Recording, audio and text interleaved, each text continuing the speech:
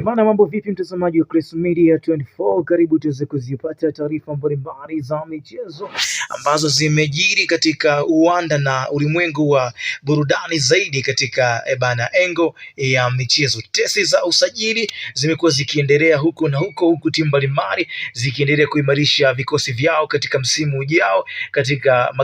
kombe la shirikisho, lakini pia klabu bingwa Afrika, huku macho ya timu nyingi Afrika yakielekea zaidi Jangwani kwa Young Africans zikimtizama mchezaji au kipa wa timu hiyo, namzungumzia Djigui Diarra, ambaye watu wengi wamekuwa wakimtazama sana kwa ajili ya kuweza kuinasa saini yake katika msimu ujao mwaka 2025 2026, huku Diarra amefanya mambo mengi sana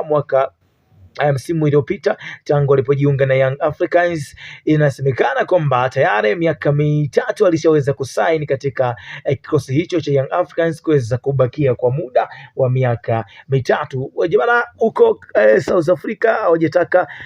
mambo mengi, wao wameanza kubisha hodi Jangwani kwa ajili ya kuweza kuinasa saini yake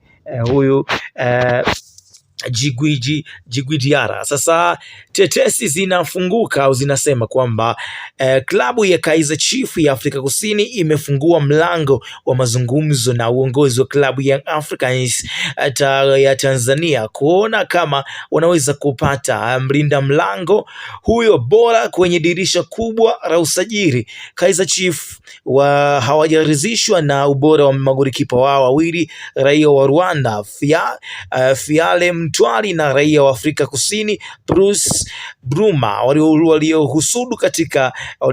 walioruhusu mabao 24 kwenye michezo 20 ya ligi kuu. Mpaka siku ya jana bado klabu Young Africans ilikuwa haijatoa jibu kuhusiana na kisu chochote kuhusiana na hilo ombi la Kaizer Chiefs kuweza kutoa